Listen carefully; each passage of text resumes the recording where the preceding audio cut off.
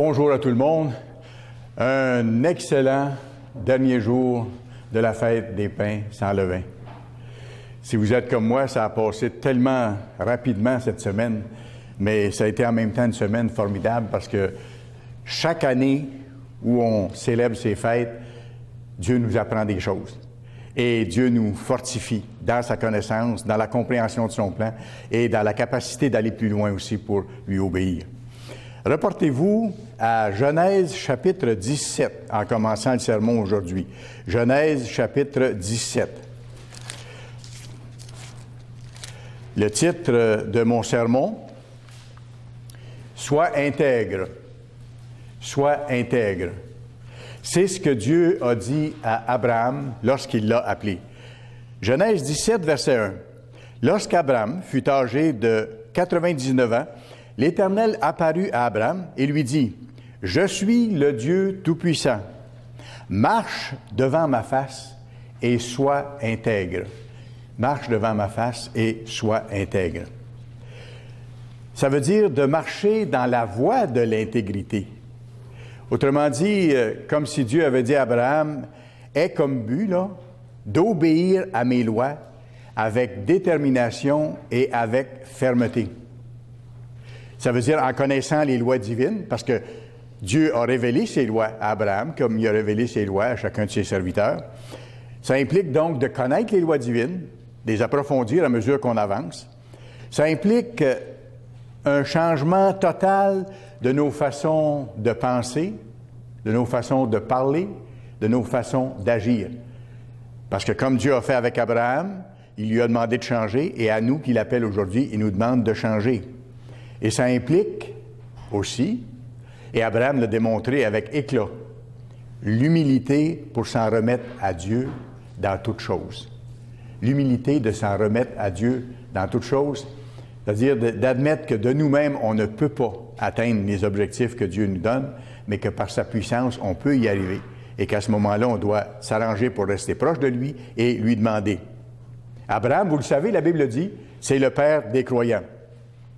C'est pour ça que le même commandement qui a été donné à Abraham, dans le fond, il a été donné à chacun de nous qu'il a choisi d'appeler maintenant, en ce moment, en ces temps de la fin. Qu'est-ce que c'est que d'être intègre? L'intégrité. Il y a un mot que certains connaissent très bien qui vient de là, le calcul intégral, par exemple, où on dit une intégrale. Qu'est-ce que c'est une intégrale?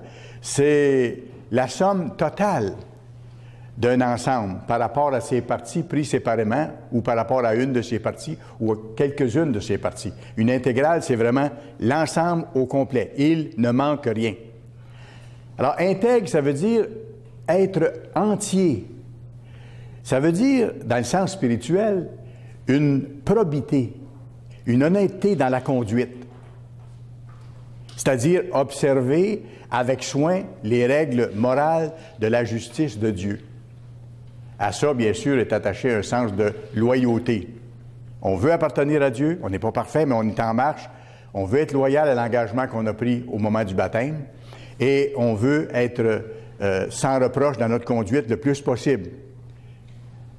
Intègre, c'est aussi la pureté. Donc, nous débarrasser du levain, de l'injustice et de la méchanceté, qui est représenté par le levain physique qu'on a sorti de nos maisons au cours de la semaine et qu'on n'a pas mangé durant cette semaine.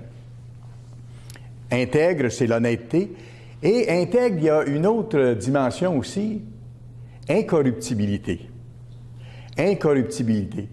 C'est-à-dire ne pas faire de compromis avec le mal ou avec ce qui n'est pas selon les voies de Dieu. L'intégrité, c'est d'être incorruptible, de devenir incorruptible, parce qu'on ne l'est pas au point de départ, mais il faut le devenir. Remarquez bien, Abraham n'était pas parfait. Abraham n'était pas parfait à ce moment-là quand Dieu lui a dit « Marche devant ma face et sois intègre ». Il n'était pas parfait, mais il devait marcher vers la perfection, comme c'est le cas pour nous. D'ailleurs, on voit dans le cas d'Abraham qu'à un moment donné, même, Abraham a menti pour se tirer d'affaire. Quand il a fait croire à un roi sur le territoire duquel il passait que la superbe personne qui était à côté de lui, la belle femme qu'il avait avec lui, c'était pas son épouse, c'était sa sœur, pour se tirer d'embarras Ça y a créé des gros problèmes. Donc, Abraham n'était pas parfait non plus. Mais Abraham, à partir de là, à partir du moment où Dieu l'a appelé, a commencé à changer des choses. Même quand Dieu l'a appelé, il a quitté son pays tout de suite. On voit que son cœur était vraiment d'aller vers l'intégrité, vers l'obéissance à Dieu. Job n'était pas parfait non plus, vous savez. Pourtant, Dieu était éloquent à son sujet. Il dit, Job, c'est un homme qui me craint, que j'aime. Mais Job n'était pas parfait. David n'était pas parfait. Mais ce qu'on voit de David, c'est que quand David manquait son coup, comme ça a été le cas avec Bathsheba, il se repentait, il demandait pardon à Dieu, et après ça, il ne recommettait plus la même faute. La porte était fermée. Ça, c'est la détermination d'obéir aux lois de Dieu, et quand on se trompe, de demander pardon et de changer. Marcher dans l'intégrité, si on résume encore, c'est vivre notre vie chaque jour en remplaçant le mal qu'on avait jusqu'à notre appel dans notre vie par le bien que Dieu nous montre, mais avec l'aide de Dieu. C'est un changement. On met le levain dehors, puis on remplace par ce qui n'a pas de levain, la justice de Dieu.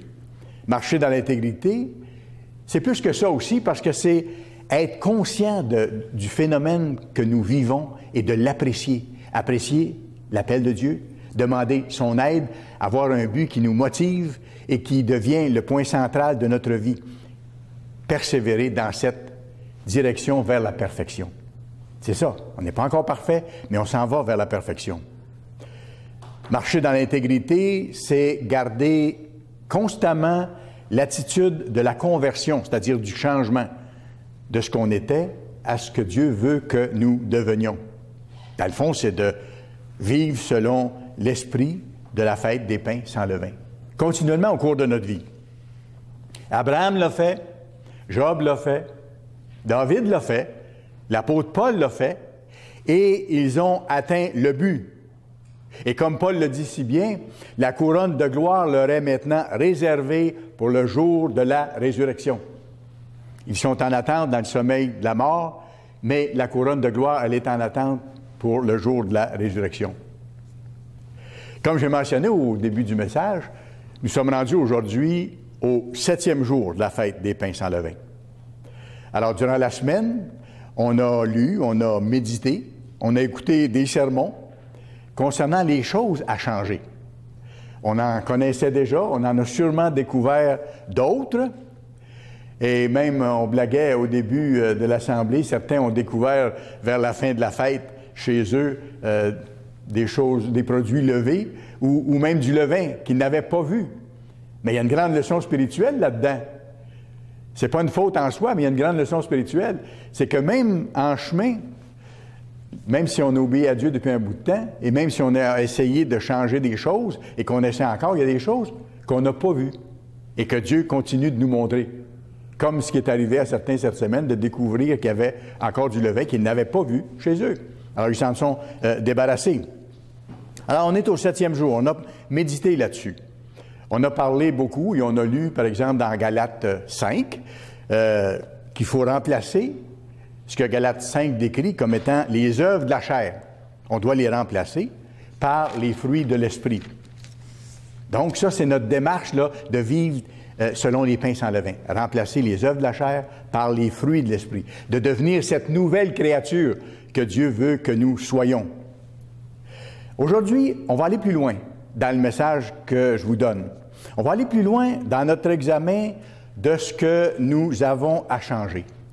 On va regarder des choses, comment je dirais, plus subtiles, des choses qui sont peut-être moins apparentes que les œuvres de la chair qui sont décrites dans Galates 5. On va aller un peu plus loin là-dedans. Voyez-vous, Dieu nous a tous appelés du milieu de la société actuelle, du milieu du monde qui est là autour de nous. On vient de là. On est le produit de cette société-là, à différents égards. En plus de ça, chacun de nous a vécu toutes sortes d'expériences dans sa vie. Et chacun de nous a vécu en même temps toutes sortes d'expériences religieuses dans sa vie. Ça, c'est un fait, c'est la réalité, on arrive avec ça. En plus de ça, chacun de nous a appris ou a reçu comme enseignement toutes sortes de choses fausses. On l'a réalisé, quand on s'est mis à examiner la Bible, après que Dieu nous a eu appelés et qu'il nous a montré la splendeur de sa parole. On avait appris toutes sortes de choses fausses, des choses qui étaient même contraires aux Écritures, qui étaient même tout à fait contraires aux lois de Dieu. C'est la réalité, hein? On vient de ce monde-là, on avait tout ce bagage-là lorsqu'on est arrivé à l'Église. Et sans qu'on en soit vraiment conscient, il arrive que certains enseignements reçus ou certaines traditions que nous avons développées avec les années sont encore là dans notre esprit, sans qu'on le réalise vraiment. Ils sont encore là dans notre esprit. Et ça nous empêche de voir toute la splendeur de la vérité, toute la splendeur de Dieu, toute la splendeur du plan de Dieu. Et c'est des choses qu'il nous faut enlever encore pour vraiment qu'il n'y ait plus d'obstacles, qu'on voit vraiment les choses comme Dieu les voit. Parce que quand c'est encore là, ces choses-là, ça nous garde aussi, comment je dirais, un pied dans Babylone, dans Sodome, dans l'ancien système religieux d'où nous venons. En nous faisant regarder les choses de Dieu qu'on a apprises quand on est venu à l'Église, avec nos yeux anciens, sans qu'on s'en rende compte réellement, avec nos anciennes conceptions ou avec nos anciennes croyances. Et ça se fait automatiquement. Et c'est pour ça que j'attire votre attention en disant, je vais vous parler de quelque chose de peut-être plus subtil aujourd'hui qu'on a à éliminer de nos vies. Je vais vous donner une série d'exemples. Je ne prétends pas donner tous les exemples, mais ça va vous donner le principe pour qu'on sache un peu dans ce sens-là comment aller plus loin pour s'examiner. Je vais commencer par vous donner un exemple biblique frappant. Allez dans Exode 32. Exode chapitre 32. C'est lorsque les enfants d'Israël sont sortis du pays d'Égypte. Exode 32, on va lire versets 1 à 4. Ils avaient traversé la mer Rouge. Là, Moïse était monté sur la montagne pour recevoir les commandements. Et regardez qu'est-ce qui se passe ici. Exode 32, verset 1. Le peuple, voyant que Moïse tardait à descendre de la montagne, s'assembla autour d'Aaron et lui dit, « Allons, fais-nous un Dieu qui marche devant nous, car ce Moïse, cet homme qui nous a fait sortir du pays d'Égypte, voyez-vous, c'était même plus Dieu qui les avait fait sortir du pays d'Égypte, c'était un homme. Alors, il y avait leur vision des choses. Nous ne savons pas ce qu'il est devenu. Aaron leur dit, ôtez les anneaux d'or qui sont aux oreilles de vos femmes, de vos fils et de vos filles, et apportez-les-moi. Et tous ôtèrent les anneaux d'or qui étaient à leurs oreilles, et ils les apportèrent à Aaron. Il les reçut de leurs mains, jeta l'or dans un moule et fit un veau en métal fondu. J'arrête ici. Ils ont pris tous les bijoux qu'ils avaient, ils ont fondu et ils ont fait un veau en or avec ça. Ça a dû prendre un certain temps. Ça ne peut pas se faire instantanément. Ça a pris un temps relativement long, quelques jours, peut-être plus qu'une semaine même, pour fabriquer le moule, pour fondre le métal, pour mettre l'or dans le moule, ensuite le démouler et finaliser la sculpture. Ça a pris un certain nombre de jours. On continue la lecture. Et ils dirent, les Israélites dirent à ce moment-là, Israël, voici ton Dieu qui t'a fait sortir du pays d'Égypte. Le fameux veau en question. Voici le Dieu qui nous a fait sortir du pays d'Égypte. En fait, ils ont décrit ce Dieu comme celui, tel qu'ils disent ici, qui les a fait sortir du pays d'Égypte. Ça veut dire ceci. À leurs yeux, ce veau-là était une représentation du Dieu qui les avait délivrés. C'était une représentation du Dieu qui les avait délivrés. Et quand vous regardez dans la société d'aujourd'hui, c'est encore le même phénomène qui se passe souvent. D'ailleurs, certains d'entre nous, avant de connaître le vrai Dieu, on agissait de la sorte aussi. On voit cette sorte d'idolâtrie-là que certains d'entre nous ont pratiquée dans le passé. Aujourd'hui, quand les gens utilisent des images, quand les gens utilisent des statues pour adorer leur Dieu, ça vous dit quelque chose, hein? C'est très, très répandu. Et pourtant, c'est exactement contraire au commandement de Dieu, au deuxième commandement de Dieu, où Dieu dit, vous n'aurez pas de statue, vous ne ferez pas d'image, de représentation quelconque de Dieu. On ne peut pas mettre Dieu dans un cadre ou dans une statue. Dieu a créé toute chose, il est plus grand que tout ça. Pour ça que Dieu dit, ne prenez pas ça pour m'adorer, adorez-moi directement. Celui qui connaît Dieu, adore Dieu en esprit et en vérité, et non pas avec des moyens comme ceux-là. C'est même un commandement. Alors les gens qui font ça, même s'ils sont sincères, ne comprennent pas les commandements de Dieu et ne connaissent pas le vrai Dieu. Mais c'est une forme d'idolâtrie qui est répandue, de se servir d'images et de statues. Et ils disent que c'est pas leur Dieu comme tel, mais ça représente Dieu et ça les aide à aller vers Dieu. On n'a pas besoin de ces aides-là pour aller vers Dieu, parce qu'on peut s'adresser à Dieu directement. Alors, aux yeux des Israélites, ce veau d'or représentait donc le Dieu qui les avait délivrés. Maintenant, je vais plus loin. D'où est-ce que ça venait? D'où est-ce que ça venait, cette idée-là? Écoutez, ça venait de leur passé. Ça venait de leur passé, ça venait de leurs expériences en Égypte, ça venait de ce qu'ils avaient vu en Égypte, de ce qu'ils avaient appris en Égypte. Et c'était ancré dans leur mentalité, dans leur pensée. C'est ce qu'ils connaissaient. Alors, ils utilisaient ce qu'ils connaissaient pour appliquer ça à ce qu'ils vivaient à partir de ce moment-là. Parce qu'un des dieux, il y avait de nombreux dieux en Égypte, mais un des dieux que les Égyptiens adoraient, c'était un veau, justement. Alors, pour eux, c'était familier, ça. Alors, ce qu'ils ont fait, c'est qu'ils ont pris justement un objet familier, et là, ils l'ont associé au grand personnage qui les avait délivrés. C'est ce qu'ils ont fait. Ça s'explique, ça peut se comprendre. Et il y a une certaine analogie avec ceux que Dieu appelle à sortir du monde, à sortir de leurs anciennes façons de voir, de leurs anciennes façons de faire. Et c'est pour ça que je donne le sermon aujourd'hui, parce que c'est bon qu'on élimine même les choses qu'on pense ne pas être contraires aux lois de Dieu, mais qui en fait appartiennent au monde qui n'est pas le monde de Dieu. Il y a une certaine analogie avec ceux que Dieu appelle. Parce qu'il faut se purifier. Dieu nous le dit, c'est le sens des pains sans levain. Il faut nous débarrasser de nos anciennes croyances et de nos anciennes conceptions. Puis c'est pas évident. Parfois, ça reste là et ça teinte un peu notre jugement ou notre façon de faire les choses. Et il faut s'en débarrasser de ça. Bien sûr, on le fait graduellement, mais il faut d'abord en être conscient. C'est pour ça que je vous donne le message aujourd'hui. Et il faut s'en débarrasser complètement. N'avoir plus rien de commun avec le monde ancien qui n'est pas le monde de Dieu, à mesure que Dieu nous le révèle. Ça fait partie de l'examen de soi, dont on parle durant la fête des pains sans levain en particulier. Je vous donne quelques exemples. Comme je vous dis, je ne couvrirai pas tout le sujet, mais je vous donne quelques exemples pris ici et là qui vont vous aider à voir au moins le principe. Et ça peut nous aider à nous examiner en ce qui concerne ce que je vous parle.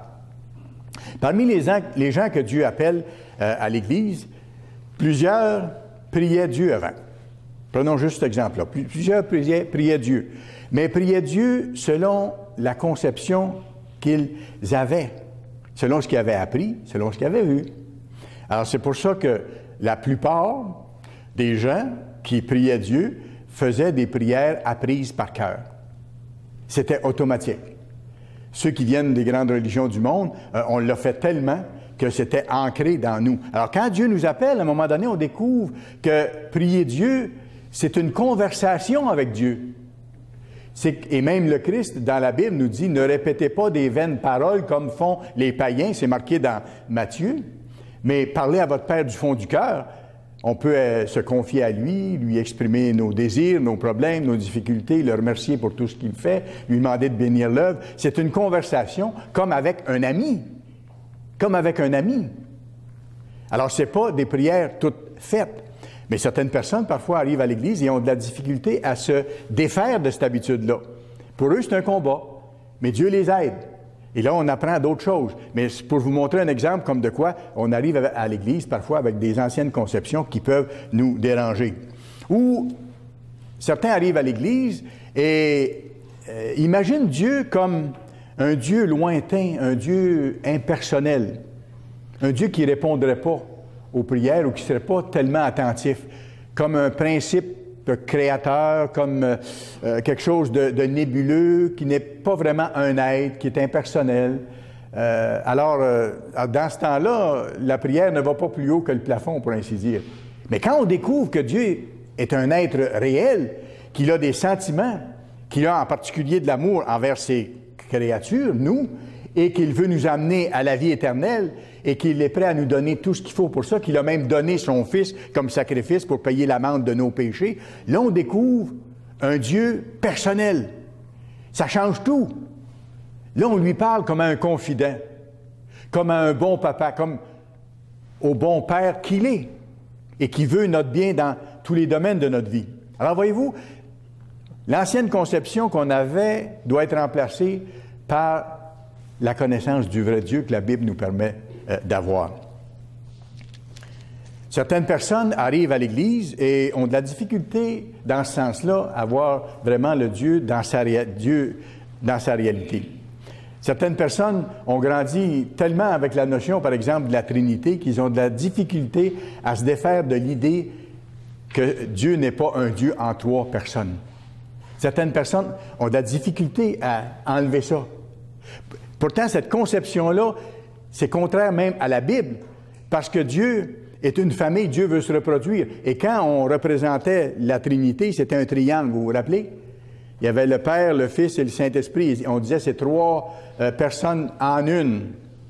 Et là, il y avait l'œil au milieu pour nous surveiller et nous frapper quand il y avait moyen, parce que c'était un Dieu sévère qu'on avait appris à connaître. Et ça aussi, il faut l'enlever de notre esprit. Parce que oui, Dieu est un Dieu qui ne fait pas de compromis avec sa loi, mais Dieu est un Dieu qui nous aime, qui veut nous amener à terme comme il faut. Alors, certaines personnes ont eu de la difficulté, et c'est normal, à se défaire de cet aspect-là de la Trinité. Dieu n'est pas une Trinité. La divinité, elle est formée, comme la Bible dit dans Jean 1, vous pourrez aller voir au début de l'Évangile de Jean, les premiers versets, la divinité qui a existé de toute éternité a toujours été formée de 2 êtres divins, le gouverneur de l'univers et son porte-parole. Et quand le Christ est venu dans la chair humaine et qu'ensuite, qui est décédé, qui est ressuscité, il a été le premier à vivre la nouvelle naissance. Il est le premier-né dans la famille de Dieu. Et à ce moment-là, le gouverneur de l'univers est devenu Père. C'était son premier-né. Les autres naîtront au retour du Christ au moment de la résurrection. Alors, voyez-vous, c'est complètement différent de la notion de la Trinité qui est fermée, qui ne permet pas que d'autres fassent partie de la famille. D'ailleurs, la notion de famille n'existait absolument pas pour l'ensemble de nous qui connaissions d'autres religions avant. Nulle part ailleurs, vous allez trouver l'enseignement que Dieu est une famille, que Dieu est en train de se reproduire et que nous avons accès à ce Dieu-là pour être transformés et un jour naître au moment de la résurrection dans sa famille en tant que fils et fille de Dieu. C'est intéressant parce que pour d'autres, et j'en connais ici, pour d'autres, la question de la Trinité, ça a été le contraire. C'est qu'ils avaient vu dans la Bible que Dieu n'est pas une Trinité. Et lorsqu'ils voyaient des religions qui enseignaient la Trinité, ils disaient non, ça ne peut pas être l'Église de Dieu, ça ne peut pas être la vraie Église de Dieu parce qu'ils enseignent des choses qui sont contraires à la Bible. Alors, c'est intéressant de voir comment ça fonctionne. Mais le concept de Dieu que nous avions avant ne doit pas être le même que celui que nous avons aujourd'hui. C'est ça que je veux dire. Et plus on va avancer dans le temps, plus on va découvrir qui est ce grand Dieu que nous servons. Comme on ne peut pas le mettre dans un cadre ou dans une statue, on ne peut pas non plus facilement, avec notre esprit, on ne peut même pas, je dois dire ça comme ça, le comprendre totalement. Et je me plais à dire souvent que nous n'aurons pas assez de l'éternité pour saisir la majesté de Dieu et comprendre toute sa pensée. Ça fera partie, je pense, de ce qui sera enthousiasmant dans le monde à venir une fois qu'on sera transformé en être spirituel, qu'on pourra voir notre Père face à face, apprendre à le connaître à un autre niveau, dans une autre dimension. Ça va faire partie des joies intenses de ce moment-là, de ce qui fera partie de notre récompense. Alors oui, le concept de Dieu que nous avions avant doit être différent de celui que nous avons aujourd'hui. Celui que nous avons aujourd'hui, je le dis dans l'autre sens, c'est plus juste, celui que nous avons aujourd'hui ne doit plus être le concept que nous avions avant. Un peu comme Job a fait. Vous vous rappelez Job? Qu'est-ce qui est arrivé à la fin de l'histoire de Job? Pourtant, Job était un homme qui craignait Dieu. Dieu l'aimait, Job. Il n'était pas parfait, il y avait des choses à changer, on le sait. Mais à la fin de l'histoire, Dieu a permis qu'il passe toutes sortes d'épreuves, toutes sortes de difficultés, puis à un moment donné, là, Job a cliqué. Dieu lui a donné de comprendre après avoir vécu toutes ces choses-là. Et Job a dit, « Maintenant, mon œil t'a vu. Dieu, j'avais entendu parler de toi, mais dans le fond, je ne te connaissais pas. Maintenant, mon œil t'a vu et je découvre davantage qui tu es vraiment. Et on a le même chemin à faire. On n'a pas encore compris totalement, connu totalement le vrai Dieu. On va aller de plus en plus de ce côté-là si nous sommes fidèles. Je vous donne d'autres exemples possibles aussi, d'anciennes notions qu'on doit éliminer de notre esprit pour qu'on soit vraiment proche de notre Dieu, puis qu'on élimine tout ce qui est des anciens enseignements qui ne sont pas bibliques qu'on a reçus. On doit s'appliquer le plus possible à vivre selon les lois de la justice de Dieu, mais sans garder notre ancienne perception de Dieu. Je reviens à ça. C'est qu'on a appris, si vous êtes comme moi, on m'a enseigné dans ma jeunesse, que le Père, là, lui, là, c'était un Dieu sévère, intransigeant, qui parfois cherchait simplement à nous coincer dans le coin pour nous punir. Alors que le Fils, lui, était complètement le contraire de son Père. Lui était doux, lui était compréhensif, lui était un Dieu d'amour et tout ça. On mettait comme un contraste entre les deux, alors que ce n'est pas le cas. Absolument pas. Les deux sont pareils. Ils ont le même caractère. Ils n'ont pas le même poste. Ils n'ont jamais eu le même poste. Ils n'auront jamais le même poste. Le Père, le gouverneur de l'univers, va toujours rester le gouverneur de l'univers et le Père. Le Christ, son Fils, va toujours rester en deuxième, tout en étant être divin comme son Père. Mais les deux ne changent pas. Pourquoi? Parce qu'ils ont tous les deux un caractère juste, parfait et saint. Et quand le Christ dit de lui-même qu'il est le même hier, aujourd'hui et éternellement, ça s'applique aussi à son Père, parce qu'ils ont tous les deux le même caractère. Et quand on voit dans la Bible que le Fils est le reflet de son Père, ça dit encore la même chose. Ça dit qu'ils sont de caractère identique. Quand le Christ a répondu à Philippe qui voulait qu'il lui montre le Père, Christ a dit, écoutez, je suis avec vous depuis quelques années et vous n'avez pas encore vu le Père? Dans le sens, vous avez vu mon caractère, vous avez vu comment je pense, comment j'agis? Bien, mon Père, c'est pareil. Alors, voyez-vous, il n'y a pas de différence dans ce sens-là entre les deux, comme nous avions appris. Alors, c'est ça qu'il faut éliminer graduellement de nos vies. Les deux sont doux et humbles de cœur, pour ainsi dire. Prenez les caractéristiques de un, puis appliquez-les à l'autre, c'est pareil. Les deux sont miséricordieux, les deux sont lents à la colère, les deux sont riches en bonté, ils ont le même caractère, juste et parfait, mais aussi, les deux sont un feu dévorant. Parce que les deux ne font jamais de compromis avec leur loi. Ça irait à l'encontre de ce qu'ils sont même.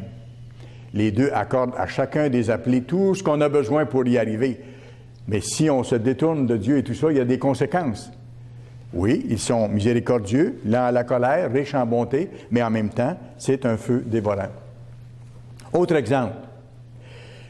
Sans nous en rendre compte, parfois nous pouvons colorer ou teinter nos compréhensions spirituelles nouvelles qu'on apprend quand on vient à l'Église avec nos anciennes croyances ou nos anciennes façons de voir.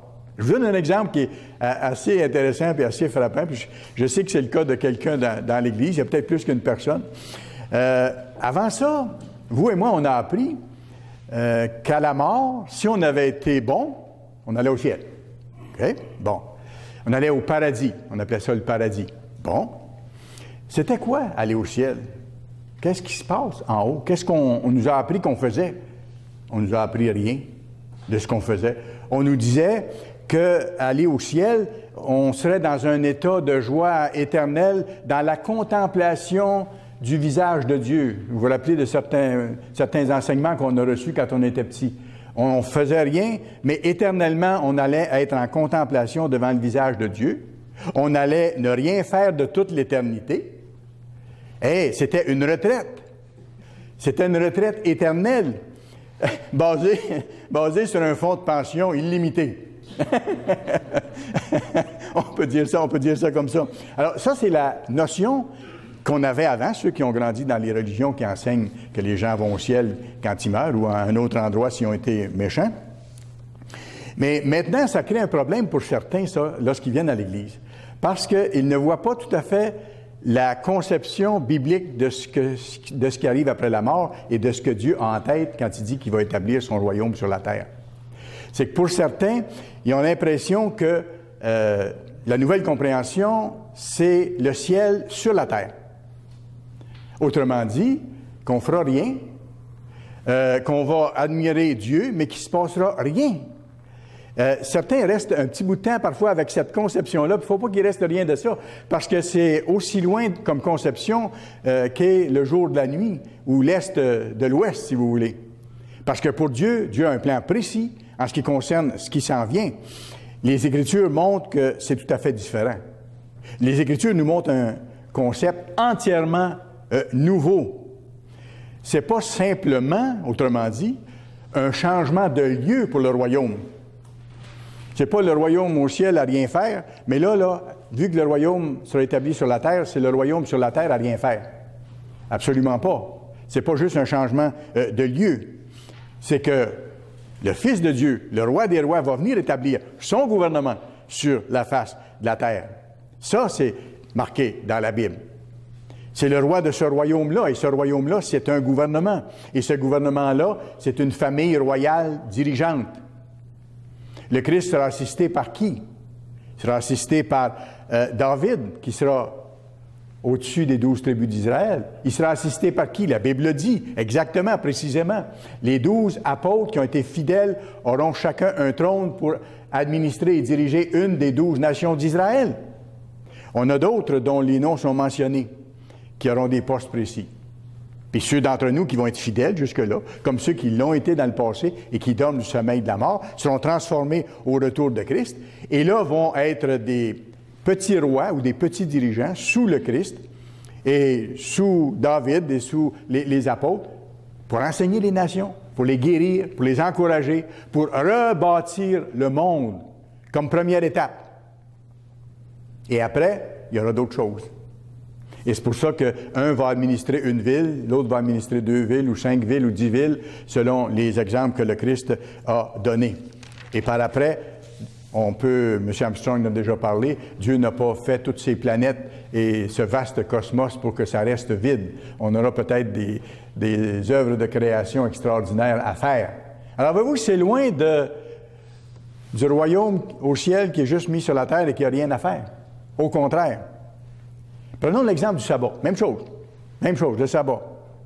Le sabbat, ce n'est pas le dimanche observé un jour d'avance. Et parfois, on est porté à penser ça quand on vient à l'Église. Qu'on était habitué d'observer le dimanche d'une certaine façon, mais là, on voit que, c'est pas le bon jour. OK, je vais observer ce jour-là parce que Dieu me dit de faire ça. Mais au début, on n'a pas tout compris comment observer le sabbat. Alors, on a encore notre ancienne notion, vous savez, d'aller à la messe, puis ensuite de faire ce qu'on veut. Non. C'est que, oui, il y a une sainte convocation, et cette sainte convocation-là, c'est pas pour des rituels qui sont répétés semaine après semaine, mais c'est pour de l'enseignement, pour apprendre davantage les lois de Dieu, puis pour se réconforter les uns les autres. C'est un jour de repos que Dieu a mis à part, 24 heures. Dieu nous dit, puis là, on le comprend tranquillement, puis on enlève nos anciennes notions. Dieu nous dit, ce 24 heures-là, ça m'appartient. Je vous le donne pour vous reposer vraiment. Toutes vos préoccupations de la semaine, là, vos inquiétudes, vos soucis, les choses à faire, les choses à décider, mettez ça sur la tablette. Reposez-vous. Vous aurez plus d'énergie et de force ensuite pour les affronter les jours qui viennent. Respectez ce jour-là, faites ça, et moi, je vais vous bénir. Je vais être avec vous. Et c'est formidable. Là, on découvre à ce moment-là davantage la dimension de ce qu'est cette journée entièrement consacrée à Dieu, avec une sainte convocation, le repos, avoir le temps de méditer davantage, avoir le temps de lire, d'écouter de la belle musique, peut-être d'aller marcher dans la nature, voir les beautés de la nature, fraterniser avec d'autres dans l'Église. Comme on voit dans Ésaïe 58, verset 13, pas besoin de vous y reporter, mais Dieu décrit le sabbat. Il dit, faites du sabbat vos délices. Alors, c'est pas le temps de faire du travail autre le jour du sabbat, de penser à nos problèmes, d'aller magasiner, ou de faire du sport, ou de regarder du sport. Non, ce jour-là appartient à Dieu. Ce n'est pas le dimanche, l'observance du dimanche, mais changer de jour. Le sabbat, c'est le jour de Dieu. Et il y a une façon spéciale de l'observer. Même chose pour la Pâque de la Bible. Même chose pour la Pâque de la Bible. Elle n'est pas la Pâque des Juifs. Elle n'est pas la Pâque des Juifs. C'est la Pâque de Dieu. D'ailleurs, toutes les fêtes de Dieu, comme on voit dans Lévitique 23, ce ne sont pas les fêtes des Juifs, bien que certains Juifs les observent, mais ce sont les fêtes de Dieu. OK?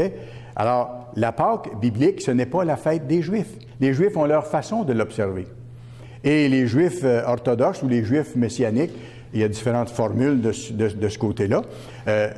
Ceux qui observent les choses comme c'était écrit dans l'Ancien Testament vont faire un repas à la Pâque.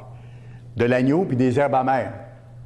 Et je me rappelle, il y a des gens qui sont venus à l'Église puis qui se sentaient obligés de faire de l'agneau puis des herbes amères pour le repas de la Pâque. Mais non.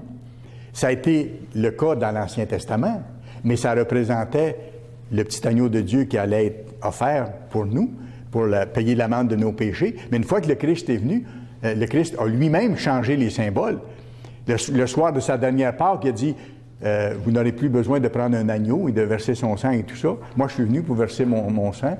Voici, vous prendrez du pain sans levain qui représente mon corps, qui va être livré pour que vous soyez guéris. Je vais être battu, frappé pour que vous soyez guéris. Et je vais verser mon sang pour que vous soyez purifiés de vos fautes lorsque vous vous repentez. Alors, le Christ a institué les nouveaux symboles. Alors, il y a des gens, des Juifs orthodoxes ou des Juifs messianiques, qui insistent pour que ce soit les herbes amères, puis l'agneau, que c'est ça la Pâque. Et par-dessus, ils vont mettre des pains sans levain dans certains cas. Mais voyez-vous, c'est l'ancienne notion qu'on essaie de rentrer dans le commandement de Dieu. Mais on garde les choses anciennes. Absolument. Et même plus que ça, parce que je me rappelle d'un ministre qui est allé déjà à une Pâque des Juifs. Et il y avait sur la table, il est allé voir juste pour voir, il connaissait, il y avait des amis, puis il s'est fait inviter, puis il est allé à la Pâque des Juifs pour voir comment ça se passait.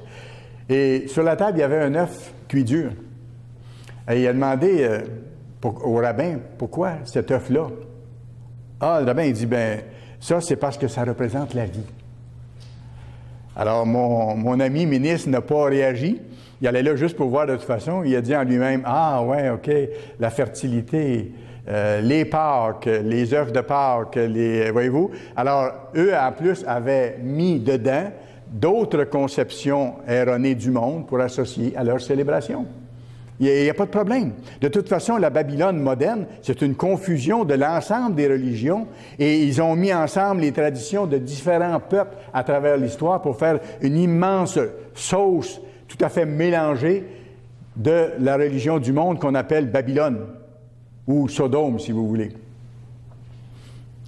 Alors pour nous, on connaît maintenant la Bible, et je sais qu'il y a des gens qui sont venus à l'Église et que ça a été difficile à se débarrasser de ça. Ça ne veut pas dire que durant les fêtes du printemps, on ne peut pas manger de l'agneau et tout ça, c'est pas la question, mais de se sentir obligé d'utiliser ça pour célébrer la Pâque, ça ne va pas. C'est qu'on amène quelque chose de d'autres religions, que d'autres religions font. Autre aspect qu'on doit considérer pour éliminer de notre esprit les mauvaises conceptions ou les conceptions erronées qu'on avait peut-être, le but de notre appel. Pourquoi on est appelé? Pourquoi est-ce que Dieu nous appelle? Si Dieu en appelle juste un petit nombre, pourquoi il n'appelle pas tout le monde? Le vieux concept qu'on a appris, c'est que Dieu essaie actuellement de sauver tout le monde. Et là, on se dit parfois, quand on vient à l'Église, si Dieu m'appelle, c'est parce qu'il veut d'abord que je sois sauvé. Alors ça, c'est une conception qui n'est pas selon la Bible. Dieu appelle seulement un petit troupeau, comme la Bible dit, c'est vrai. Dieu appelle seulement quelques-uns, c'est vrai. C'est sa façon de procéder. Mais Dieu n'essaie pas de sauver tout le monde maintenant. Laissez-moi vous dire une chose, si Dieu essayait de sauver tout le monde, maintenant, il le réussirait. Dieu est tout-puissant. Mais ce n'est pas selon son plan. Absolument pas. Comme certains pensent que Dieu est actuellement dans un combat avec Satan pour sauver les âmes. Absolument pas. Dieu laisse aller Satan jusqu'à un certain nombre d'années, et quand ce sera terminé, ce sera terminé. Tout simplement. Dieu permet que l'humanité soit testée. Il l'a laissé être testé pendant les 6000 ans, à la fin desquels nous arrivons, parce que les êtres humains ont choisi de décider par eux-mêmes ce qui était bien et ce qui était mal. Et là, on voit les résultats dans la société actuelle, à quel point les gens souffrent, à quel point il y a de la misère, à quel point il y a du malheur, parce que ce sont des décisions humaines. Bien sûr, inspirées par l'adversaire qui agit en arrière-scène par Satan. Mais Dieu n'est pas en lutte avec Satan, pas du tout. Quand ça va être le temps, vous connaissez ce que dit Apocalypse 20, quand ça sera le temps, Dieu va envoyer un ange puissant qui va lier Satan pour le 1000 ans, il va être enfermé dans l'abîme. Alors non, Dieu ne nous appelle pas d'abord pour être sauvés. Ça, c'est l'ancienne conception. Que Dieu appelait des gens pour qu'ils soient sauvés, que c'est le premier but, et que Dieu essaie de sauver tout le monde maintenant, ce n'est pas le cas. Dieu va donner la chance de salut à tout le monde, mais en son temps. Après le retour de Christ, Dieu va donner la chance de salut à tous les êtres vivants qui seront encore vivants à ce moment-là. Et au jugement du grand trône blanc, lorsqu'il ramènera à la vie tous les êtres humains qui ont vécu dans l'histoire, ils auront à ce moment-là leur chance de salut. Dieu est un Dieu juste. Mais pour le moment, il appelle seulement un tout petit troupeau. Pourquoi? Pour accomplir son œuvre. Ça, c'est la première raison. Parce que Dieu a une œuvre à accomplir. C'est pour ça que le Christ a dit à ses disciples, allez à travers le monde entier et prêchez à tous la bonne nouvelle. C'est ça. C'est la mission du petit groupe, du petit troupeau que Dieu a appelé. Le Christ a dit, cette bonne nouvelle sera prêchée dans le monde entier pour servir de témoignage. Alors viendra la fin. Voyez-vous? Alors ça, c'est notre travail, d'annoncer cette bonne nouvelle-là. Et nous qui sommes rendus à la fin des temps, à la fin des siècles, nous avons cette responsabilité et Dieu nous donne les moyens techniques de couvrir la terre. Et c'est vraiment extraordinaire. Alors, on est appelé d'abord pour faire l'œuvre. On est appelé pour former une équipe en préparation, pour être le groupe sous le Christ qui va guérir les nations, les enseigner, rebâtir le monde, les encourager dans le monde à venir après que le Christ sera revenu. Nous allons administrer des villes, nous allons administrer des régions sous le Christ. Ça fait partie de ce qu'on vit maintenant dans le sens que là, nous sommes à l'entraînement en vue de ça. Et en même temps, en faisant ça, en soutenant l'œuvre de toutes les façons possibles, puis en nous préparant pour servir dans le monde à venir, en apprenant à servir maintenant, qu'est-ce qui arrive? C'est qu'on est sur le chemin du salut. Là, on aura le salut. Il ne nous a pas appelés d'abord pour être sauvés, mais si on fait ça, Dieu va nous amener à son salut, à la vie éternelle. C'est ça le salut. C'est de recevoir la vie éternelle, mais non seulement ça, mais on va recevoir à ce moment-là les récompenses qui viennent avec. Alors, il faut se purifier. Il faut qu'on se débarrasse de certaines fausses notions ou certaines compréhensions anciennes. Je pense qu'avec les exemples que je vous donne, allez dans 2 Corinthiens chapitre 6. Je pense qu'avec les exemples que je vous donne, vous avez le principe et on pourra s'analyser sous cet aspect-là plus facilement à l'avenir. 2 Corinthiens chapitre 6, on va lire à partir du verset 14. Ne vous mettez pas avec les infidèles sous un joug étranger. Alors, voyez-vous, ça indique qu'on doit ne pas être en lien avec des fausses croyances ou des gens qui n'ont pas les mêmes croyances ou tout ça. Ne vous mettez pas avec les infidèles sous un joug étranger, car quel rapport y a-t-il entre la justice et l'iniquité? Ça ne veut pas dire qu'on ne doit pas aimer les gens, mais on ne doit pas aimer ce qu'ils font, si c'est contraire aux lois de Dieu. Et si ça nous amène à pécher, il faut s'en éloigner de ces personnes-là aussi. Mais il faut aimer les gens, il faut aimer les êtres humains, mais pas ce qu'ils font. Quel rapport y a-t-il entre la justice et l'iniquité? Ou qu'y a-t-il de commun entre la lumière et les ténèbres? Quel accord y a-t-il entre Christ et Bélial, c'est-à-dire Satan? Ou quelle part le fidèle a avec l'infidèle? Quel rapport y a-t-il entre le temple de Dieu et les idoles? Car nous sommes le temple du Dieu vivant, comme Dieu l'a dit. Et sa petite Église, c'est le temple de Dieu. Dieu a dit, « J'habiterai et je marcherai au milieu d'eux, je serai leur Dieu et ils seront mon peuple. » Alors Dieu est au milieu de son peuple, Dieu dirige son peuple, Dieu nous transforme, nous pardonne, nous aide, nous console, nous encourage, et il est au milieu de nous. Et si on reste proche de lui reste proche de nous. Et il répond aux prières de plus en plus. Vous allez voir, à mesure que les mois vont passer, que les temps qui viennent vont devenir plus difficiles, si nous restons proches de Dieu, Dieu va nous répondre davantage dans toutes sortes de circonstances. Nous allons voir comment fonctionner, où aller, que faire. Dieu dit, c'est pourquoi sortez du milieu d'eux. Et séparez-vous, dit le Seigneur, ne touchez pas ce qui est impur, et je vous accueillerai. Je serai pour vous un père et vous serez pour moi des fils et des filles, dit le Seigneur Tout-Puissant.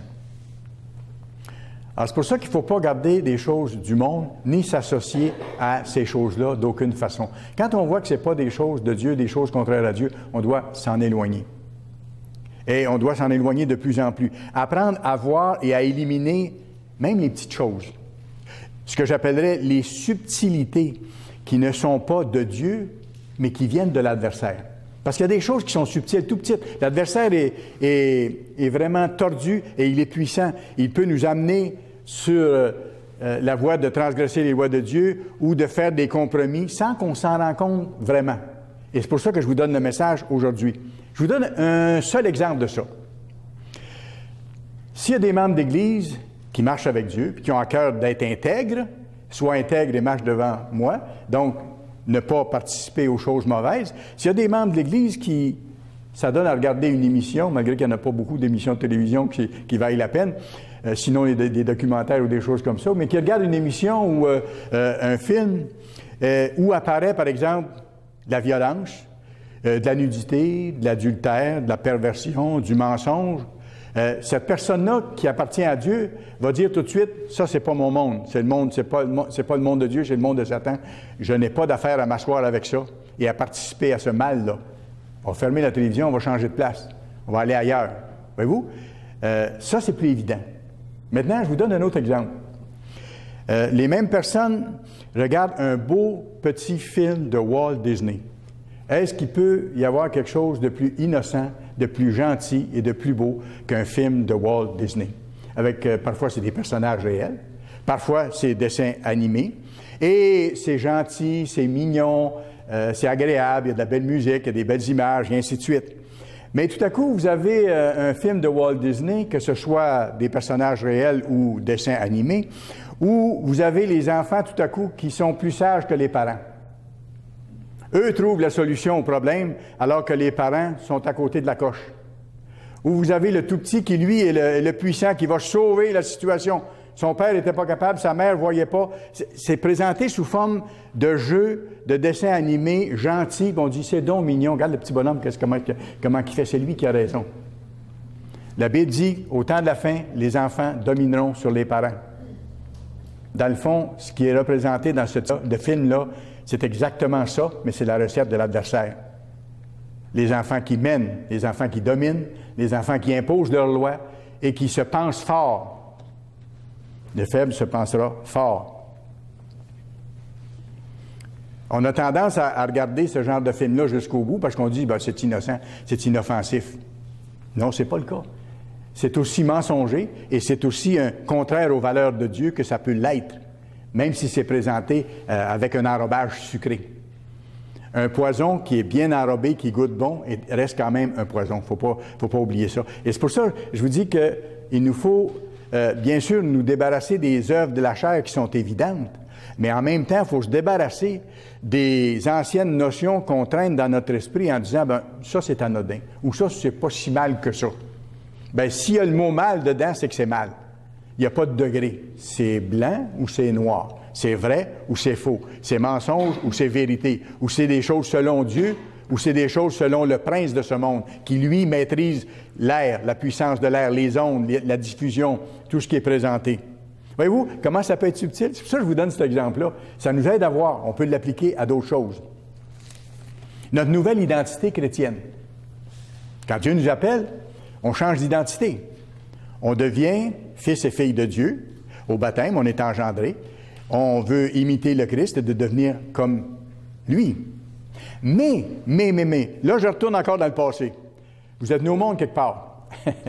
Vous êtes venu au monde dans une certaine famille. Vous êtes venu au monde dans une famille nationale aussi. Vous avez une nationalité. Vous êtes venu au monde dans un certain pays. Et ça, c'est votre identité première. L'apôtre Pierre, son identité première, c'était d'être juif. Et ça l'a emporté sur son identité chrétienne à un moment donné. C'est pour ça que Paul a dû intervenir en ce qui le concerne. Ça va vous faire comprendre un verset de la Bible ici. Allez dans Galates chapitre 2. Galates chapitre 2. Galates chapitre 2. L'apôtre Pierre a tombé dans le piège dont je vous parle ici. que sa nationalité juive était plus importante que sa nationalité chrétienne à ce moment-là. Versets 11 à 14. Galates 2, versets 11 à 14. Mais lorsque Céphas, c'est-à-dire Pierre, vint à Antioche, c'est Paul qui parle, je lui résistais en face parce qu'il était répréhensible. Qu'est-ce qu'il avait fait de pas correct? En effet, avant l'arrivée de quelques personnes de l'entourage de Jacques, l'entourage de Jacques, c'était des Juifs, Jacques, c'était le frère du Seigneur. Il dit, avant l'arrivée de quelques personnes de l'entourage de Jacques, il mangeait avec les païens. Ah, il mangeait avec les païens, comme le Christ a fait. Il a mangé avec les publicains aussi, tout ça, OK? On ne rejette pas le pécheur, on rejette le péché. Alors, Pierre mangeait avec les païens. Et quand elles furent arrivées ou venues, ces personnes-là qui étaient de l'entourage de Jacques, qui étaient des Juifs, donc des gens de sa race, de sa nationalité. Regardez ce qu'il a fait. Il s'esquiva. Il a reculé, il s'est retiré et se tint à l'écart par crainte des circoncis, par crainte de ceux de sa nationalité, des autres Juifs qui étaient là. Parce que là, il était pris au piège avec ses anciennes conceptions et son nouveau rôle d'être serviteur de Dieu, d'être au-dessus des nationalités. Regardez bien. Avec lui, ce qui est arrivé, c'est que d'autres ont été entraînés. Avec lui, les autres Juifs usèrent aussi de dissimulation, en sorte que Barnabas même fut entraîné par leur hypocrisie. Voyant qu'il ne marchait pas droit selon la vérité de l'Évangile, je dis à Céphas, en présence de tous, si toi qui es Juif, tu vis à la manière des païens et non à la manière des Juifs, pourquoi forces-tu les gens à judaïser? Autrement dit, qu'est-ce que tu viens faire à leur enseigner les voies du Christ? Si tu joues un double jeu, là, et je vais vous montrer le double jeu qu'il jouait. Je sais que ce n'est pas évident au point de départ, mais allez dans Acte 10. Gardez votre place dans Galates, mais allez dans Acte 10, verset 28. Acte 10 et le verset 28. C'est le même Pierre qui parle ici, et ça explique son comportement, là. C'est Pierre qui parle quand il est allé visiter Corneille. Verset 28. Vous savez, leur dit-il, qu'il est défendu à un Juif de se lier à un étranger ou d'entrer chez lui. Bon, réfléchissez à ce que Pierre dit ici à Corneille. Il dit, c'est spécial que je vienne chez toi, Corneille, parce que c'est défendu selon notre nationalité, selon notre religion à nous autres. C'est défendu qu'on aille chez d'autres qui ne sont pas de notre religion. Voyez-vous? Alors, il a établi le principe. Alors, lui, il avait ça dans l'esprit. Pourtant, il était allé vers Corneille parce que Dieu lui avait dit d'y aller. Mais là, après ça, il est retombé dans son ancienne façon de faire. C'est pour ça que Paul est intervenu. Puis il dit, tu n'as pas d'affaire à jouer de double jeu, tu es hypocrite. Tu viens ici pour représenter le Christ. Tu peux être avec les païens. C'est ça qu'on a à faire, de répandre la bonne nouvelle partout. Voyez-vous? Alors, quand Pierre a vu qu'il y avait d'autres Juifs qui arrivaient, lui, il s'est rappelé que les Juifs ne s'associent pas avec les non-Juifs. Alors là, il s'est retiré à l'écart pour pas que ça paraisse. C'était ça sa faute. C'était ça son problème. C'était son ancienne conception qui était encore dans son esprit. C'était ancré dans son esprit et ça l'a poussé à faire ça. Il faut dépasser notre nationalité en tant que chrétien. Il faut dépasser ces choses-là. Galates 3, verset 26. Galates 3, verset 26 à 28. Galates 3, verset 26 à 28. Vous êtes tous fils de Dieu par la foi en Jésus-Christ. Vous tous qui avez été baptisés en Christ, vous avez revêtu Christ. Et regardez verset 28. Il n'y a plus ni juif, ni grec. Il n'y a plus ni esclave, ni libre. Il n'y a plus ni homme, ni femme. Car tous vous êtes un en Jésus-Christ. La nouvelle nationalité qui est la nôtre. Nous sommes maintenant des chrétiens. Nous sommes maintenant des enfants de Dieu. Et on doit dépasser notre nationalité. Ce qui veut dire ceci. Et là-dessus, on a tous à s'examiner vraiment. Parce qu'on est humain. Puis on vient de quelque part. On vient de quelque part, puis on a des préjugés. On a encore des préjugés. J'en ai encore, puis il faut que je fasse attention à ça. Vous savez, il ne faut pas avoir de préjugés par rapport aux gens des autres nations, par exemple. Il ne faut pas avoir de préjugés par rapport à quelque autre nation que ce soit. Ce sont tous des êtres humains, comme moi, qui ont le même but ultime que Dieu a en tête pour eux, de les amener en leur temps au salut. Ils ont une histoire différente de la nôtre. Ils ont des façons de faire différentes des nôtres, mais ce sont des gens que Dieu aime. Je ne dois pas avoir des préjugés ni me sentir supérieur par rapport à qui que ce soit dans le monde, quelle que soit leur nationalité, quelle que soit leur langue, quelle que soit leur couleur, quelle que soit leur ethnie. Nous sommes chrétiens et nous devons apprendre à aimer tous les êtres humains. Et on ne doit pas, dans ce sens-là, garder de rancune historique non plus. Parce que vous savez, les peuples ont tous été, pour ainsi dire, victimes de d'autres peuples. Ici, les Amérindiens ont été victimes des Blancs. Les Noirs ont été victimes des Blancs. Quand vous regardez dans les pays, toutes les guerres qu'il y a eu et tout ça, c'est des choses qui ont marqué les nations, qui ont fait du mal énormément. Mais nous devons être au-dessus de ça. Nos nations ont été maltraitées par d'autres nations, par d'autres peuples. On pourrait faire des discours enflammés là-dessus, en accusant à gauche et à droite ceux qui n'ont pas été justes dans le passé envers nous, en tant que nation, par exemple. Mais vous savez, il faut passer au-dessus de ça. Il faut passer par-dessus ça. Quelle qu'a été l'histoire de nos peuples ou notre histoire personnelle, on est appelé à quelque chose de plus grand que ça.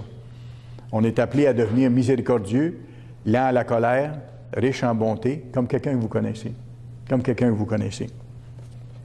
Absolument. Le Christ a dit dans Matthieu 24, verset 7, pas besoin de vous y reporter, Matthieu 24, verset 7, il a dit, au temps de la fin, une nation s'élèvera contre une nation. Et dans le texte original, c'est ethnos, c'est-à-dire une ethnie contre une ethnie. Et on le voit se développer, ça. De plus en plus entre les races, entre les petits groupes ethniques dans les pays, il y a des affrontements, il y a des meurtres, il y a de la violence. C'est cette prophétie-là qui se réalise sous nos yeux. Et plus cette violence-là continue, plus elle se perpétue, plus elle augmente. Parce que les gens sont incapables de se pardonner et de passer par-dessus ça. Mais nous sommes appelés à vivre à un autre niveau, parce que nous allons aider bientôt ces gens-là dans une toute autre dimension. Nous sommes citoyens des cieux. Nous sommes des gens de la maison de Dieu. C'est pour ça qu'il nous faut nous débarrasser complètement de ces vieilles notions-là ou de ces vieilles amertumes, mettre l'histoire de côté. Et il faut nous débarrasser aussi complètement de nos préférences politiques. J'insiste là-dessus, de nos préférences politiques. Parce qu'on a tous été marqués par ça, où qu'on soit, dans quelques pays qu'on soit. On a préféré, par exemple, un parti politique à un autre. On a préféré tel homme politique à un autre, avant d'avoir été déçus, parce que finalement, on a toujours été déçus par tous les hommes qui ont passé là, parce qu'ils ne sont pas capables de régler nos problèmes, bien sûr. Mais émotivement, on reste parfois avec des choses en nous, ancrées en nous, des vieilles conceptions, des vieilles attitudes ou des vieilles émotions. On ne doit plus appartenir à aucun parti politique. On prie pour eux. Et on demande à Dieu de bénir les chefs politiques, comme c'est marqué dans 1 Timothée 2,12. Dieu dit, priez pour ceux qui vous gouvernent, afin que vous meniez une vie paisible et que l'œuvre s'accomplisse. Ça, c'est notre responsabilité. Mais attention à la façon dont nous parlons de nos dirigeants, parce que parfois, ça trahit ce qu'il y a dans le cœur. La bouche parle de l'abondance du cœur. Et parfois, il faut que je fasse attention moi aussi, on est porté à pencher plus pour un candidat ou un autre, ou pour un parti qui est au gouvernement ou un autre, ou pour une décision qui a été prise au gouvernement ou un autre. Ce n'est pas mon gouvernement. Ce n'est pas le vôtre non plus. On fait partie du gouvernement de Dieu en préparation. C'est autre chose. C'est pour ça qu'il faut s'élever au-dessus de ça. Mais on est victime, et moi j'en suis victime, la première de ça, il faut que je fasse attention à ça. Parce que j'ai vu déjà la politique de proche aussi, alors il faut que je fasse attention à cause de ces racines-là en plus, pour ne pas prendre parti d'aucune façon. Prier pour ceux qui sont en poste, mais les laisser faire leurs choses. Les respecter, faire moi ce que j'ai à faire. Ne pas être attaché à ces choses anciennes ou à des amertumes anciennes contre des gens qui étaient en politique ou qui ont pris des mauvaises décisions ou quoi que ce soit. Non, nous sommes des gens de la maison de Dieu. Gens de la maison de Dieu. Notre démarche des pains sans levain doit nous débarrasser totalement de ce que j'appellerais notre ancien moi. Pas juste les œuvres de la chair, comme je mentionnais tantôt, qui sont soulignées dans Galates 5, qui sont évidentes, là, l'adultère, le meurtre, les vols, les mensonges, tout ça, mais de se débarrasser de notre ancien moi dans les vieilles conceptions qu'on peut encore traîner et qui peuvent teinter notre façon de voir ou notre façon de faire. Il faut se débarrasser de notre ancien moi, de nos anciennes façons de penser, de nos anciennes façons de faire et de ce qui peut nous rester encore de l'ancien monde dont nous faisions partie. C'est une réalité. Qu'est-ce que Dieu a dit à Abraham? Sois intègre. Ça veut dire sois intègre dans mes voies. Applique-toi à vivre selon toutes mes lois, mes voies. Laisse de côté tout ce qui est étranger. Il n'y a rien de commun entre le Christ et Bélial. Il n'y a rien de commun entre le temple de Dieu et le temple des idoles, comme on a vu tantôt. Alors, il nous faut, nous autres, marcher de mieux en mieux dans la voie de l'intégrité, par la puissance de Dieu. On n'est pas capable, c'est pour ça qu'il faut le supplier, jusqu'à ce qu'il ait achevé, jusqu'à ce qu'il ait complété le travail qu'il a commencé en nous de développer son caractère juste et saint. Et si nous sommes fidèles, même si nous ne sommes pas parfaits, mais si nous marchons dans la voie de l'intégrité, il va nous rendre totalement parfaits pour le jour de Jésus-Christ, comme c'est marqué dans les textes. C'est lui qui va nous rendre parfaits. Mais nous, il faut être en train d'y aller, et de tout notre cœur, parce que l'intégrité, ça implique d'y aller à fond. Et c'est pour ça que Dieu parle souvent de lui appartenir de tout cœur, de ne pas faire les choses à demi, qu'il est le premier dans notre vie, le seul dans notre vie. Quand Dieu va nous donner le caractère parfait, le jour de Jésus-Christ, au moment de la résurrection, alors nous aurons atteint la parfaite intégralité. La parfaite intégralité. Nous aurons atteint la parfaite complétude d'un fils et d'une fille de Dieu, devenus comme le Christ, ayant revêtu le Christ. Il ne nous manquera rien. C'est beaucoup, là. Il ne nous manquera rien. Et je vais vous le montrer, et ça va loin. Allons à Galates 5, on est tout près, Galates 5, versets 17 et 18. Galates 5, versets 17 et 18. La chair a des désirs contraires à ceux de l'esprit. Ça, on le sait, c'est les combats qu'on a amenés. Et l'esprit en a de contraires à ceux de la chair, heureusement. Et on demande à Dieu de nous guider par son esprit puis de nous donner la force. Ils sont opposés entre eux afin que vous ne fassiez pas ce que vous voudriez. Non, on veut faire ce que Dieu veut que nous fassions. Regardez verset 18. Si vous êtes conduits par l'Esprit, l'Esprit de Dieu, vous n'êtes point sous la loi. Dans le sens que vous n'êtes point sous l'amende de la loi. Beaucoup de gens ne comprennent pas ça non plus. Ils disent, bon, vu qu'on n'est pas sous la loi, on n'a pas à obéir aux lois de Dieu. Non. Une fois qu'on a été pardonné d'avoir transgressé les lois de Dieu, on doit se repentir et travailler à ne plus transgresser les lois de Dieu.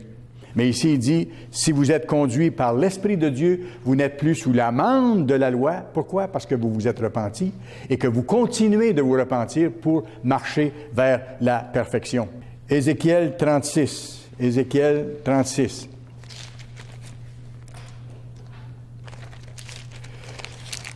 Ézéchiel, chapitre 36, versets 25 à 27. Regardez comme c'est beau ici. Ça s'applique à nous parce que Dieu décrit ici la nouvelle alliance.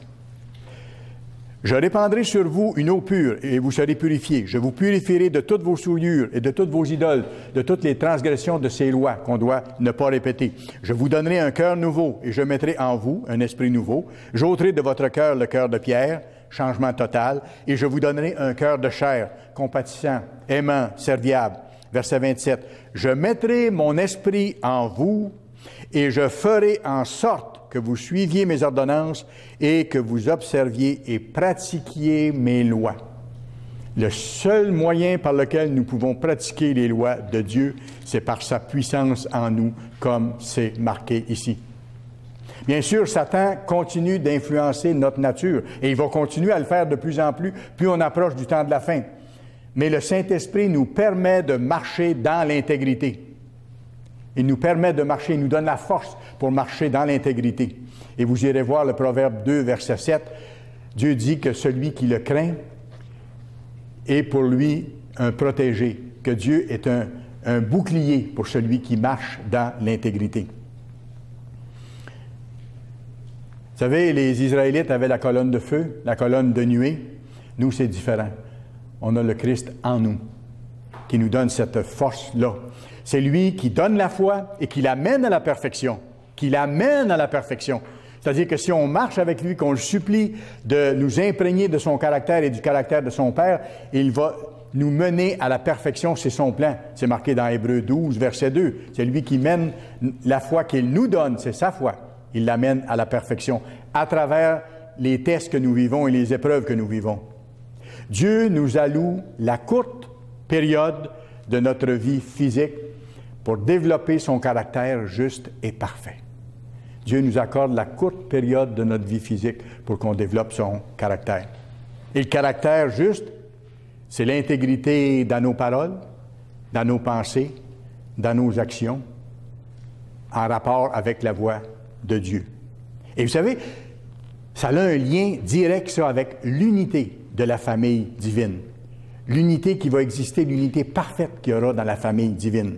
Actuellement, l'unité dans la famille divine, elle est parfaite entre le Père et le Fils. Mais lorsque nous serons transformés complètement, que nous aurons revêtu le caractère juste et saint, que Dieu nous aura rendu parfait au jour de Jésus-Christ, nous allons faire partie de cette unité harmonieuse, parfaite.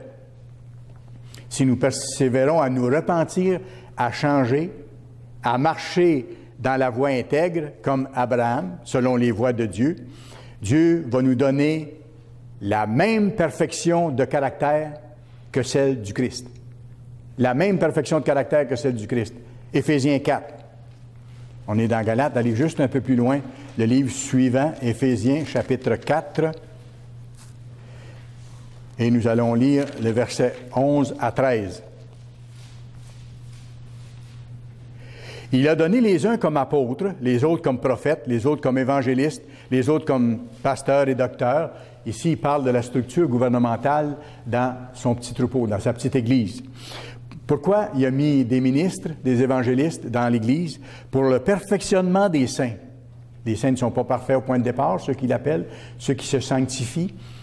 Pour le perfectionnement des saints en vue de l'œuvre du ministère et de l'édification du corps du Christ, en vue du développement du petit troupeau, de l'Église, du corps du Christ, jusqu'à ce que nous soyons tous parvenus à l'unité de la foi et de la connaissance du Fils de Dieu, jusqu'à ce que nous soyons parvenus à l'état d'homme fait, à la mesure de la stature parfaite du Christ. C'est fort ce que je vous dis là. C'est qu'à ce moment-là, le jour où on sera transformé en être spirituel, le jour où nous allons naître dans la famille de Dieu, nous allons être revêtus de la stature parfaite du Christ. C'est pour ça qu'il faut, oui, remplacer les œuvres de la chair par les fruits de l'esprit, mais en même temps, nous débarrasser de toutes nos anciennes notions qui pourraient nous nuire sur le chemin de l'intégrité. Vous savez, à la résurrection, nous deviendrons, et ça c'est important, à la résurrection, nous deviendrons, pour l'éternité, totalement incorruptibles. Et je m'explique, parce qu'il y a plus qu'une dimension à ça. Au moment de la résurrection, si nous sommes fidèles, si nous continuons à vivre selon les pains sans levain jusqu'au retour de Christ, nous allons devenir totalement incorruptibles de deux façons. Nous allons devenir totalement incorruptibles de nature. C'est-à-dire que je n'aurai plus un corps physique. Vous n'aurez plus un corps physique qui peut mourir. Vous allez avoir un corps spirituel. Vous allez avoir reçu l'immortalité. Alors comprenez-vous, vous ne serez plus corruptible. Votre corps ne sera plus corruptible. Vous allez avoir l'immortalité. Vous serez devenu incorruptible de nature. Et vous allez devenir à ce moment-là aussi incorruptible de caractère. Incorruptible de caractère. Et c'est ce que Dieu vise. Plus jamais vous ne serez attirés par le mal. Comme Dieu et comme le Christ n'est jamais attiré par le mal. Parce qu'ils ont un caractère juste, saint, parfait. Ils sont totalement intègres. Vous ne serez plus attirés par le mal et vous ne ferez plus jamais aucun compromis dans quoi que ce soit avec les lois et les voies de Dieu. C'est pour ça que le monde à venir va être si merveilleux et c'est pour ça qu'il y aura une telle unité dans la famille royale dirigeante à cause de ces choses-là. Romains 6. Romains chapitre 6. Vous voyez des passages qui confirment ces choses-là. Romains 6, verset 5. En effet, si nous sommes devenus une même plante avec lui, avec le Christ, par la conformité à sa mort, parce qu'on a été baptisés dans son sang, dans sa mort, nous sommes devenus une même plante avec lui par la conformité à sa mort, nous le serons aussi par la conformité à sa résurrection. Et c'est grâce à sa vie que nous serons ressuscités. 1 Corinthiens 15. 1 Corinthiens chapitre 15, un autre verset qui confirme ce que je vous dis. 1 Corinthiens 15, versets 50 à 53. Ce que je vous dis, frères, c'est que la chair et le sang, c'est-à-dire un être physique comme nous sommes maintenant, ne peuvent hériter le royaume de Dieu. Et que la corruption n'hérite pas l'incorruptibilité. C'est pas possible que dans l'état physique où nous sommes, nous héritions le royaume ou que nous ayons la vie éternelle. Voici, je vous dis un mystère, nous ne mourrons pas tous.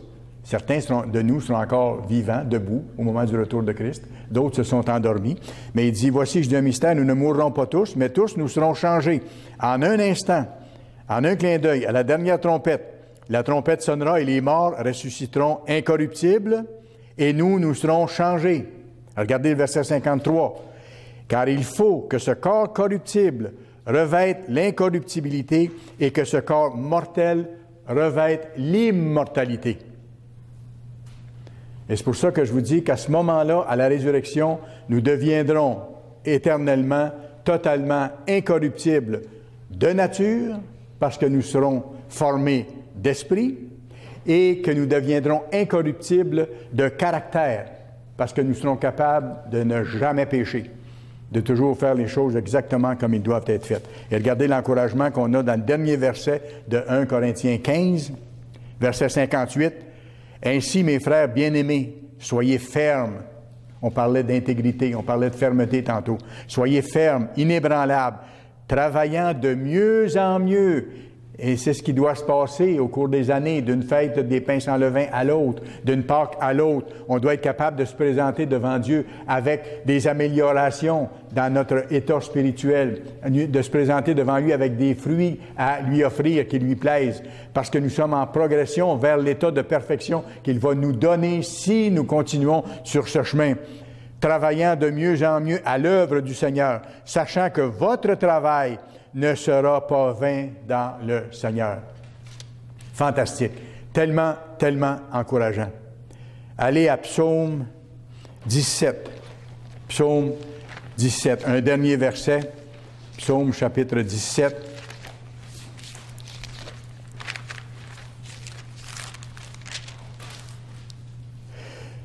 Et le verset 15.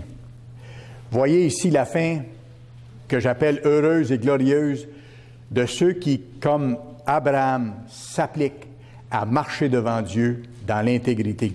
Psaume 17 et le verset 15. Pour moi, dans la justice, je verrai ta face. Un jour, on verra le Christ face à face, comme c'est marqué dans 1 Jean 3, verset 2. Pourquoi? Parce qu'on sera de même nature que lui.